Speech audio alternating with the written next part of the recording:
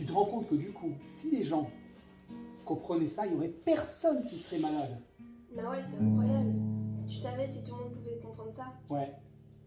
Salut la compagnie! Salut la compagnie. Et ben voilà, ils sont là. On y va. Paracha cette semaine. T'es de savé. Bon, elle a essayé. Hein. Elle a essayé. Tazria. Tazria, on est d'accord. C'était quoi la paracha de la semaine dernière? Wow, ça valait le coup de la faire. Sav. Ah, Chazak, est-ce que c'est de Tzav la semaine dernière? Non. Est-ce que c'était de Tzav? Shmini. Ah, bravo. Shminit, ok? On y va. Alors, paracha de cette semaine. La paracha, Shai, je t'annonce un truc, je suis désolé. Je vais te faire de la peine. C'est super ennuyant. Mais alors, super ennuyant. Les amis, cette semaine, j'ai nommé Tazria et Metzora la semaine prochaine les parachiotes les plus ennuyantes de la Torah. Mais on va essayer de découvrir ça un petit peu autrement. Vous êtes prêts? Je vais vous lire, pour vous prouver que c'est la paracha la plus ennuyante du monde, ce qui est présenté en avant-propos dans le Chumash. D'accord? Vous êtes prêts à écouter? On y va très vite. Le nom de la paracha Tazria signifie littéralement « Elle fera grandir », ce qui fait allusion à la conception d'un enfant dans le ventre de sa maman. La première partie de la paracha aborde l'impureté rituelle contractée par la femme à la suite d'un accouchement. Le reste de la paracha traite la question de l'impureté retombant sur la personne ou le vêtement atteint de l'affection connue sous le nom de la tzarat. J'ai rien compris. Déjà ça me donne pas envie de lire. On est d'accord. Et moi j'ai Moi, rien quand compris. j'entends ça, je me dis, ah, elle est à la rote, comment ça se passe? Moi j'ai rien compris. Hein. Alors, la question qui se pose, c'est comment, tout d'un coup, la Torah va nous parler non seulement de nous, l'être humain, mais plus particulièrement de la femme, au début, à travers Tazria, et par la suite nous introduire un sujet qui est la tzarat. Autant dire, Shai, écoute-moi bien, toi qui aimes les jeux vidéo et qui aimes Harry Potter, enfin toi aussi, c'est une maladie miraculeuse, magique. On est dans les contes des mille et une nuits. Oui. D'accord? Ah ouais, c'est un truc de fou, c'est abracadabra. C'est-à-dire que cette maladie n'a jamais existé dans la médecine classique. On ne l'a pas revue depuis je ne sais pas combien de temps, et pourtant la Torah en traite un sujet important en disant, attention, c'est miraculeux, c'est-à-dire que la tzarat, elle vient, écoutez-moi bien, d'une défaillance spirituelle. Le truc invisible. Et on va découvrir quoi? Je vous le donne en mille. On va découvrir que grâce à cette paracha, Chachou, Jai, tu me suis? Oui. Grâce à cette paracha, si on arrive à comprendre, on est à l'abri du stress, de la peur. On parle principalement du stress et de la peur de la mort. C'est-à-dire qu'on se concentrera sur la vie. Mais en plus de ça, on est à l'abri, je dis bien, de toutes les maladies. Et on va essayer de découvrir comment. Si vous êtes intéressé de savoir, vous vous accrochez. Nos vidéos ne sont pas courtes, on le sait, c'est volontaire, mais il faut s'accrocher. Et on n'oublie pas qu'on peut les écouter en accéléré à 1,25, 1,50, pas plus, et qu'on peut surtout sauter des moments si ça nous va pas, et nous dire à quel moment vous avez lâché dans la vidéo, comme ça nous on a juste un petit like, partagé. Ouais. Oui. Pourquoi aujourd'hui on a peur de la mort? Parce qu'on n'a rien compris et on va aller le voir tout de suite. Ouais. Alors, en fait, on va lire le pasouk. Tu veux nous le lire? Ok. Vas-y, ici. Vite. Vaïdaber Hachem. Hashem el Moshe lemor daber el bnei Israël lemor Plus fort. Isha ki tazria veyalda Chach. zachar vetam'a. Superbe. Je ne sais pas si vous avez remarqué les amis, mais au fur et à mesure des parachiotes, Shai lit de mieux en mieux. On peut l'applaudir. Ok? Isha ki tazria veyalda zachar vetam'a shivat yamim kimenida dvota titma. Une femme qui, ici c'est traduit comme ça et c'est très intéressant, fait une fausse couche, ou qui a un enfant garçon, zachar, elle sera impure 7 jours. Elle sera impure 7 jours. Alors la question qu'on va se poser tout de suite, c'est pourquoi déjà la Torah elle parle d'une femme. Qu'est-ce qui se passe pour que tout d'un coup, la femme elle parle, la Torah elle parle d'une femme, Et pourquoi nos chachamim commentent le fait que ça soit une fausse couche ou même une naissance normale, et pourquoi une femme, elle devient impure. Alors, je vous explique l'histoire. Vous ne savez pas, les enfants. Regarde-moi, Shai. Et ça va être très intéressant parce que je veux avoir votre avis. Parce que là, on est dans le genre de sujet où l'idéal, c'est de le traiter avec un enfant. Pourquoi? Parce que c'est tellement déconnecté, j'ai envie de dire, de notre réalité, que pour eux, qui ne comprennent pas bien encore le système, ça va être intéressant d'avoir leur retour et de voir comment vous percevez les choses. Bizarre. En fait, quand un enfant, un bébé, la maman elle est enceinte, elle a un énorme ventre, dans le Hachem, tout se passe bien. D'abord, parfois, le bébé, il peut ne pas vivre. Ça peut arriver, ce qu'on appelle une fausse couche. Ça veut dire qu'au bout de quelques semaines, quelques mois, oui, il sort, il n'est pas vivant. Ça peut être un tout petit truc, un truc plus grand, etc. Et donc ça, il faut recommencer. D'accord? Il faut prier à Kadosh Baruch Hu pour avoir un autre enfant. Et ce n'est pas un moment toujours très drôle. D'accord? Maintenant, quand il y a un enfant qui naît normalement... Maman peut pleurer si ça arrive. Est-ce que la maman elle peut pleurer? Ouais, ça peut arriver que la maman elle peut pleurer, bien sûr. C'est pas un moment très très drôle. Tu vois, parce qu'elle est contente, elle est en... le docteur, il va pas faire. Bah oui, évidemment. D'accord? Et du coup, maintenant, pour un cas où le bébé il vit normalement, comme toi quand tu es sorti du ventre de maman, bien, toi aussi, et ben, la maman, parfois, elle peut avoir un peu de sang. Ça peut arriver. Parfois oui, parfois non. Maman, elle a eu du sang. Je sais pas. On lui demandera. En tout cas, ce qui est sûr, écoute-moi, c'est que la Torah elle nous dit quoi? Que une maman qui accouche, qu'elle ait un peu de sang ou qu'elle n'en ait pas, la maman elle devient impure pendant 7 jours. Et pendant 7 jours, il y a des règles très spécifiques. Et après 7 jours, elle rentre dans une période où elle n'est plus impure. Et pour sortir de l'impureté, pour redevenir pure, elle va aller au mikvé. D'accord?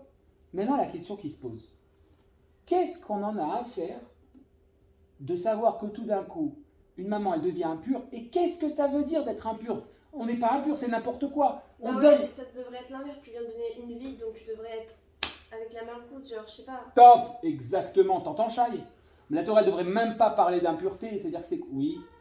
Tu avais dit une fois qu'on pouvait pas créer des gens. Genre, juste Hachem, on pouvait les créer. Oh, qu'est-ce que je t'aime! Oh là là, qu'est-ce que je Mais t'aime! maintenant, je me rends compte que les mamans peuvent créer des... Oh, c'est trop fort! T'as trouvé toute la réponse. Mais maintenant, il faut savoir l'expliquer. C'est exactement ça. Répète-moi ça. L'autre fois, tu avais dit que Hachem, c'était le seul à pouvoir créer des gens, faire des trucs avec les gens. Nous, si on créait des gens, tu avais dit, on pouvait créer que des robots, des trucs. Mais en fait, les mamans, ils créent des bébés, donc c'est comme si tu créais des gens. Les mamans et les papas, puisque c'est grâce à la graine du papa que le donc bébé en fait, vient. si on peut créer des gens. Ah, mais pas tout le temps. Ah. Bon bah voilà, vidéo finie, c'est terminé. Il a tout dit. J'ai pas compris, moi. Il n'a pas compris, on va essayer d'expliquer. Pour comprendre cette notion-là, il faut revenir un petit peu en arrière. C'est-à-dire, qu'est-ce qu'on a appris, Shai, dans Vaïkra, dans Tzav, dans Shmini, etc. Toutes les parachutes qui sont passées et tout le Sefer Shemot. On a appris quoi? On a appris comment l'être humain, il fonctionne. Et comment il doit trouver son unité. C'est-à-dire quoi l'unité? Il faut quand même dire aux gens que Shai, il est très concentré. Parce qu'il a une guitare dans les bras. Voilà, maintenant on comprend mieux. Comment l'être humain il fonctionne? Il doit trouver son unité. On a dit qu'il y avait combien d'unités? 3. Ouais, ça veut bien dire, c'est bien. 3 unités. Et 3 unités, c'est-à-dire il y a 3 manières d'être unis. La première, on a dit, c'est envers soi avec soi-même, c'est-à-dire le corps et la neshama, on répète un peu. La deuxième, c'est avec les autres, d'accord?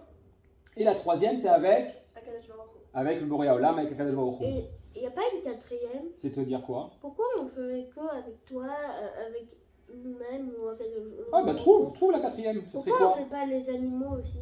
Ah bah oui, mais c'est intéressant. Ou les objets? Ah, alors on va essayer de se concentrer sur ceux qui ont une neshama, peut-être. C'est-à-dire que avec qui on peut avoir une vraie interaction et qui peut nous déranger dans notre quotidien. Par exemple, la neshama, elle peut nous déranger dans notre quotidien. Comme on sait, que la Chassidut elle nous explique, que quand on mange un bon steak, on donne à manger à notre corps. Maintenant, quand on fait une bracha, par exemple, sur le steak, ou quand on étudie un petit peu, on donne à manger à notre neshama. Maintenant, qu'est-ce qui se passe? Si on ne donne pas assez à manger à notre neshama, elle va pleurer. Elle va nous dire « Eh oh, j'ai faim !» Comme toi, quand le matin tu te réveilles, tu n'as pas pris ton petit-déj, genre J'ai quand faim. tu as faim, et bien le Neshama aussi, elle va parler. Donc elle va nous déranger dans notre quotidien. Mais moi, ça m'est arrivé de pas dire la bracha. Ouais. Et elle m'a rien dit, moi. Oui, évidemment, c'est parce que ça t'est déjà arrivé de ne pas manger beaucoup à midi. Il t'a rien dit ton corps. C'est à force que tu lui donnes pas à manger un certain temps qu'au bout d'un moment, on crève de faim. Pendant 6 heures. Voilà, donc voilà. La Neshama, elle a un peu plus de force que le gouffre, elle tient plus longtemps, mais au bout d'un moment, elle craque. Maintenant, pour l'autre, Comment tu sens? Comment tu sais? je t'expliquerai plus tard. En fait, la Neshama, elle se nourrit de mitzvot. Bravo, t'as tout compris. Maintenant, qu'est-ce qui nous dérange? Quand on est à la maison seul, tranquille, personne ne nous dérange, on a tous vécu ça, on est bien. Quand l'autre, il intervient dans notre vie, un voisin, un mari, une femme, un frère, une sœur, une maman, d'accord? Qu'est-ce qui se passe? Eh bien, il se passe que l'autre nous apprend en réalité. Parce que tant qu'on est seul, tranquille, On apprend un tout nouveau. ouais, ben, on ne va pas s'auto-déranger. Alors que quand on est en vie avec l'autre, là, on se rend compte de ce qu'on aime, ce qu'on n'aime pas, ce qui nous dérange pas, et on doit travailler sur nous-mêmes. La dernière unité qu'on avait déjà vue, c'est avec celle d'Akadosh Baruch Hu, c'est comment on s'unit à Hachem, c'est-à-dire quelque chose d'invisible. La Neshama, c'est invisible.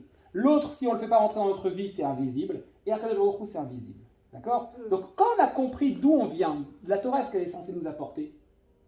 Bah, des On réponses. va maintenant trouver des réponses par rapport À à tout. quelque chose qui est énorme qui va se Mais passer. comment on le sait? C'est quoi? Attends, excuse-moi, je suis désolé, il faut que je finisse ça. C'est quoi ce qui est énorme qui va se passer? Parce que si tu me coupes dans cette phrase importante, je risque d'oublier et je vais plus savoir où Je j'en sais suis. pas. C'est que, comme tu as dit, dans cette paracha, la femme, elle met au monde un enfant. C'est-à-dire quoi? Quand même. Elle donne la vie. Elle se rapproche d'Akadosh Baruch Hu. Mais en fait, maintenant, Mais alors on pourquoi elle rend est aimée? Elle devait être plus si elle se rapproche. Ah, Chazak Comme Baruch. Moshe Rabbeinu, il a quitté Tzipora parce qu'il devait être tout le temps Tahor. Ouais. Donc, parce qu'il était à côté de Dieu. Alors Et là, donc, si la mère elle est à côté de Dieu, donc elle peut pas être tamée. exactement. Et donc en fait, ce qui se présente ici, c'est que Akadosh Baruch Hu, il parle pas de Touma dans le sens t'es pas bien, t'es mauvaise, bien au contraire. Il offre un temps à la femme et à l'homme, parce que l'homme, son mari, il vit à côté d'elle. Donc si la femme, elle est tamée, l'homme aussi, il est impacté par ça. On va expliquer dans quelques minutes pourquoi c'est la femme et pas l'homme qui est concerné. Pourquoi c'est marqué Isha Kitazria et non pas Ish Kitazria, Bigla la Isha Shelo. Pourquoi c'est la femme qui est concernée directement et pas l'homme qui est concerné parce que sa femme est tamée? La femme, on l'a toujours dit, elle est bien plus importante que l'homme dans les temps à venir. En réalité, oui, qu'est-ce que tu veux dire? Dans la Torah, on peut tout trouver, toutes les réponses. Et aussi, maintenant que je me rends compte, tu peux apprendre tout ce que tu veux, mais la femme, elle sera toujours plus douceur que toi. Plus quoi? Plus douceur que toi. J'entends pas. La femme, toi, tu pourrais apprendre tout ce que tu veux, la Torah et tout, mais la femme serait toujours plus. T'es douche. Ouais. Ah, Kdusha, Oui. j'ai entendu douceur. Non, douceur que toi. Plus que. Elle a donné la vie à un enfant. Ouais. Elle a. Plus que. Ouais. Elle va être plus doucheur, plus que elle-même. Par exemple, Elle se rapproche très fortement d'Akadosh oui, Baruch Hu. parce que elle-même, elle a donné la vie à toi. Exactement. Ta maman t'a donné la vie. Exactement. Maman, elle m'a donné ma vie. Ouais, exactement. Parce que elle va être plus doucheur, parce que si elle a fait l'enfant, c'est elle qui a créé. C'est elle qui va faire que l'enfant va apprendre beaucoup et tout. Parce Exactement. que si elle n'avait pas fait l'enfant C'est aurait magnifique pas ce que appris. tu viens de dire. C'est magnifique, mon chéri. Magnifique. Maintenant, regarde, on va rester sur cette idée-là parce que c'est tout ça la réponse. Akadosh Baruch Hu, il offre un zman de 7 jours. Il offre un temps de 7 jours à une femme en lui disant pendant ces 7 jours, tu vas te déconnecter de tout le reste. C'est-à-dire de ton mari. Tu ne laisseras pas trop proche de lui. Mais même du service du Beth Amikdash, tu n'emmèneras pas de korbanot, tu ne feras rien. Tu seras tranquille, on t'offre un temps. On peut voir ça comme négatif. Ouais, mais moi, j'ai pas envie. Mais comme la Torah, elle est là pour nous faire des cadeaux, pour découvrir qui on est et ce qu'on est capable de faire, alors à ce moment-là, on voit ça comme un cadeau, ce temps-là.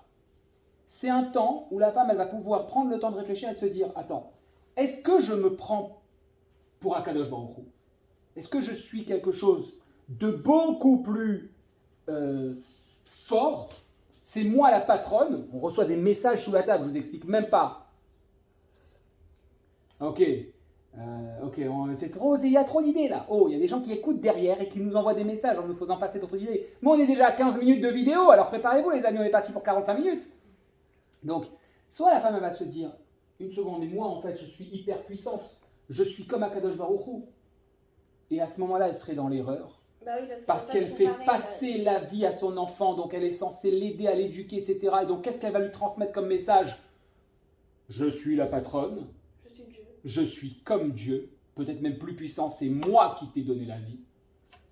Ou alors, elle va pouvoir prendre ce temps pour se rendre compte que sans son mari, il n'y aurait pas eu d'enfant. Donc c'est déjà une équipe à deux, oui. Je peux finir ma phrase, Shai. Et sans Akadosh Baruch Hu, le mari et la femme ne servent à rien. Je t'écoute. La femme, si elle dit qu'elle est plus forte que Dieu, elle peut pas, parce que Dieu l'a créée. Exact. Mais parfois... Donc, c'est comme s'il avait créé quelque chose qui va être plus fort que lui. Mais il peut Exact. pas.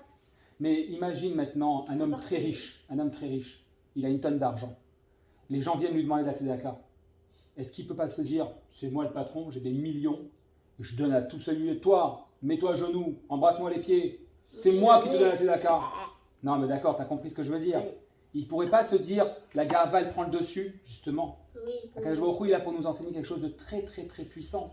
C'est quoi cette chose très puissante? C'est qu'il n'y a personne au-dessus de lui.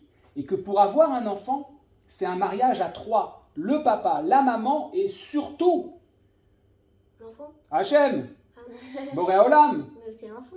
Ben, l'enfant, c'est la conclusion. L'enfant, si tu mets pas une branche, de la terre et un pot et avec de l'eau, il n'y aura pas de fruit. Ouais, L'enfant, ouais. c'est le fruit. Ouais. D'accord? Voilà la graine ou la branche. Oui, on est d'accord, on a compris. Donc en réalité, là, je le dis un petit peu savoir où j'en suis. La Torah, elle nous dit quoi?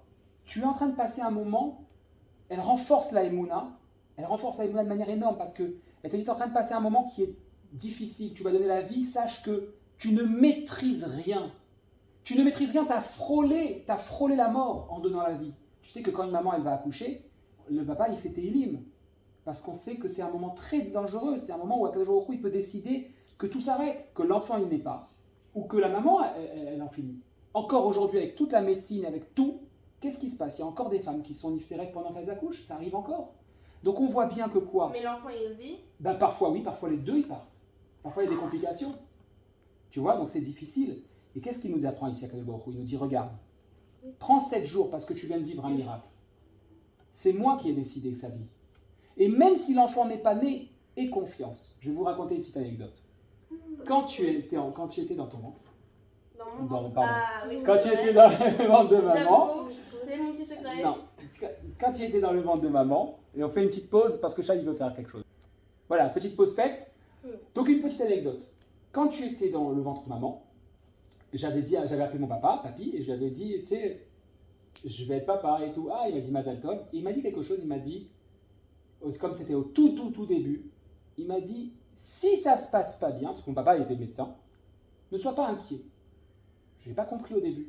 Il m'a dit, s'il y a une fausse couche, c'est-à-dire si le bébé il n'est pas, sache qu'en fait, le corps, c'est comme un ordinateur de malade qui analyse toutes les données. Et s'il y a une chance que l'enfant il naisse pas dans les meilleures conditions, il ne sorte pas dans ce monde dans les meilleures conditions, le corps il va dire, allez hop, on annule et on recommence. Et en fait, c'est une bracha. C'est une bracha. Et qu'est-ce qui se passe aujourd'hui? Tout ce qu'on vit, on le vit dans le stress. S'il y a une fausse couche, on le vit dans le stress. S'il y a un enfant qui est malade, on vit tout dans le stress. On a peur de la mort. La On a moindre peur chose. un peu tout ce qui n'est pas dans notre plan, on a peur. Exactement. Alors que qu'est-ce qu'on fait à Rosh Hashanah et à Yom Kippour? On prie à Kadosh Baruch Hu, il y a une phrase qu'on dit, on remercie à Kadosh Baruch Hu, on lui dit toi tu es le plus grand, le plus fort, etc. On dit Mi-Rieh ou Mi-Yamout, c'est toi qui donnes la vie, c'est toi qui donnes la mort. En mode, on te fait confiance. C'est toi qui nous fais notre Et plan. bizarrement- On a rien, on peut même crever pour ça, ça ne changera rien pour toi en fait. En réalité, nous, on doit se développer dans la vie, on doit s'accrocher à la vie, on doit remplir nos journées de sorte à ce qu'on ait abouti à notre mission sur Terre, sans s'inquiéter qu'il puisse y avoir une mort naturelle, c'est-à-dire qu'il puisse y avoir une fin. Si Akadosh Baruch Hu il a décidé ça, c'est que c'est comme ça. D'accord? Donc maintenant, on a compris une chose. Voilà, petit changement, parce que Shai ne se sentait pas très bien, il était mal assis. Donc, on a compris maintenant que tous ceux qui s'accrochent à la vie, mais de manière où ils ont peur de la mort, ils ont peur de ce qui va peut-être se finir, c'est quelque part se dire, tout l'objectif, c'est la vie en soi. Ils oublient qu'on a une mission dans ce monde et qu'après, c'est une suite. Donc on reste dans la Emouna. Et on demande à la femme à ce moment-là de prendre du temps pour se rendre compte de ce qu'elle fait et de qui elle est. Maintenant, pourquoi la femme? On a posé cette question au début. Pourquoi la femme? Parce qu'en réalité, on le sait, on l'a déjà dit dans la Chassidoute. C'est quel niveau, la femme? Malchut. C'est Malchut. La femme, Malchut, c'est celle qui transmet. C'est-à-dire qu'elle prend l'idée de son mari et elle en fait un résultat. Elle donne les fruits de cette idée, elle le développe complètement. On dit que par exemple, la parnassa, elle vient grâce à la femme. Le mari travaille et la femme, elle développe l'argent de son mari. Donc, comme c'est une question de naissance, en réalité, l'homme, il va donner la graine et la maman, elle va faire le bébé. Comme c'est elle qui fait grandir ça, il était important que ça soit elle qui soit concernée parce que c'est elle qui récupère tout ce pouvoir-là de pouvoir apporter une nouvelle vie dans ce monde, de transmettre cette vie qu'Akadosh Baruch Hu lui a donnée pour lui donner cette responsabilité. Vous comprenez? Voilà. Maintenant, on arrive, donc on a compris quoi? Que c'est important de garder sa émouna envers Hachem et de ne jamais oublier que le patron, c'est Akadosh Baruch Hu. Et pour ça, Dieu nous a donné du temps. De la même manière que le matin, il faut faire la tefila, à Mincha, à Arvit, il y a les zman de Shabbat, le zman des Chagim, etc. Le monde, il est régulé par du temps. On peut voir ça. Et si Hachem ne nous avait pas impacté en nous disant « Zé tamé », attention, ça peut être tamé. La preuve même, comment on sort de ce moment de tamé, de Touma? Comment on sort? Par le mikvé. Mais le mikvé, c'est ridicule, ça veut rien dire. C'est de l'eau, quoi. Ben oui, ça veut dire quoi? Ça veut dire que là aussi, on est dans un inyan où... C'est comme la douche, le mikvé. Ouais. En plus, c'est pire, il faut que ça soit un peu d'eau de pluie, etc. Bon, il y a des conditions. Mais ça veut dire qu'on va se tremper dans l'eau, et c'est bon, on est pur. On est en train de dire quoi? On est en train de dire, c'est tellement ridicule qu'il peut y avoir qu'une seule raison valable. C'est laquelle? C'est que c'est Dieu qui l'a dit. C'est la Emouna. Exactement, c'est Dieu qui l'a dit. On prouve, quand on va au mikvé, on prouve qu'on est le maximum battel, effacé par rapport à Akadosh Baruch Hu. Il n'y a rien qui se passe. J'ai de l'argent, c'est pas mon argent. Je suis en bonne santé, c'est Akadosh Baruch Hu qui est derrière. J'ai un enfant, c'est pas moi qui ai donné la vie. J'ai une responsabilité envers cet enfant. Moi, je dois le préparer pour être grand, c'est tout. Je dois le préparer pour être un adulte. Mais exactement. Si c'est Dieu qui le crée, pourquoi la maman elle doit donner une partie si Bassoff elle comprend qu'elle n'a rien fait elle. Non, j'ai pas dit elle a rien fait. Elle fait passer la vie. Elle a un rôle énorme puisqu'elle va l'éduquer, puisqu'elle va lui inculquer toutes sortes de choses pour devenir encore une fois un adulte. La Torah, les mitzvot. Non, nous on est le kéli de cette vie-là. On est le réceptacle. On est comme un verre, d'accord? La maman c'est le verre avec le papa. Et donc l'enfant c'est tout ce qui se passe à l'intérieur. Mais c'est Hachem qui décide quel neshama va arriver et quelle sera. Qu'est-ce qui se passe aujourd'hui? Les parents, ils ont le bébé, c'est quand tu renverses le verre. Et qu'est-ce qui se passe aujourd'hui? Les parents, ils ont envie de tout décider sur les enfants. Tu feras tel métier, tu feras telle chose. Mais ça, c'est bien quand il est tout petit. Mais quand il grandit, il a ses choix à avoir. On n'a plus d'impact, nous les parents. On doit espérer qu'on a réussi l'éducation de nos enfants pour qu'ils choisissent la bonne direction. D'accord? Maintenant, on arrive à Tazria. On arrive à la Tsarat. À la fin de cette paracha, on nous parle d'un deuxième sujet qui est une maladie qui est très particulière. Et qu'est-ce qu'il nous demande à Akadosh Baruch Hu? Il nous dit, tu vas observer si tu as une tache sur ta peau, sur tes vêtements, sur ta maison. Encore une fois, on est là. C'est une tache blanche, ça c'est un petit grain de beauté. Ok? On est sur une observation de notre vie. Encore une fois, on s'arrête et on regarde qu'est-ce qui nous arrive. Et en fait, Akadosh Baruch Hu, à travers la Tzarat, il nous apprend à comment éviter toutes les maladies. Je vais faire des vidéos plus tard sur chaque symptôme que nous avons, d'où il vient, comment on a réveillé ce symptôme et comment on peut s'en débarrasser avec un grand travail. C'est-à-dire que la Tzarat était là que pour nous donner un signal, de nous dire attention, il y a un truc qui ne va pas dans ta vie, tu n'es pas dans le bon derrière, je te mets un signal pour que tu puisses le corriger. La preuve même, c'est que l'homme, qu'est-ce qui se passait à ce moment-là? Il sortait du camp, il allait en dehors du camp, il ne pouvait plus aller au Beth Amikdash pendant un certain temps pour qu'il prenne le temps de réfléchir, que la tâche elle s'en aille, et à ce moment-là, il pouvait revenir. Oui, tu disais quoi? Peut-être que la Tzarat, elle n'existe plus dans ce monde parce qu'on est trop dans la matérialité. Oui, Et mais... que maintenant, même s'ils nous donnent des signaux, on remarque rien du tout. Ouais. Donc ça se peut qu'on aurait eu la tarate, on aurait dit ah ça va, on met une petite crème et voilà. Mais à la place, on a eu les maladies. C'est-à-dire qu'aujourd'hui, on a comme des mini tsaraat.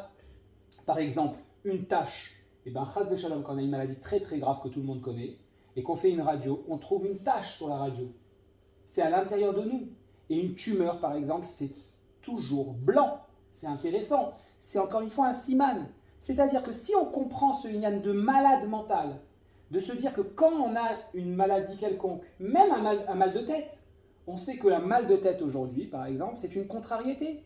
Donc si on règle la contrariété qu'on a vécue, c'est qu'on n'est pas content d'un truc. On a laissé faire quelque chose dans notre vie dont on n'est pas content. Si on règle la contrariété, mais ça demande beaucoup de travail. Et qu'est-ce qu'on fait nous aujourd'hui, Doliprane? On trouve des solutions sans prendre le temps de réfléchir pourquoi tout d'un coup on a un mal de tête. Pourquoi tout d'un coup on a un mal de ventre. Pourquoi tout d'un coup on s'est cassé le bras. C'est pas un hasard qu'on se casse les bras. Et la Torah, elle vient ici nous apprendre que quand il nous arrive quelque chose, que ça soit dans un bon moment ou dans un mauvais moment, que ça soit une naissance ou une fausse couche, que ça soit une tache sur un vêtement ou sur la peau, on doit prendre le temps de réfléchir. Et je vous explique, je vous donne la preuve de ça. C'est que la Haftara de la Parashat Tazria, c'est l'histoire de Naaman, qui était un non-juif, qui a kidnappé une femme hébreu, de manière arbitraire, c'est-à-dire vraiment selon sa décision à lui.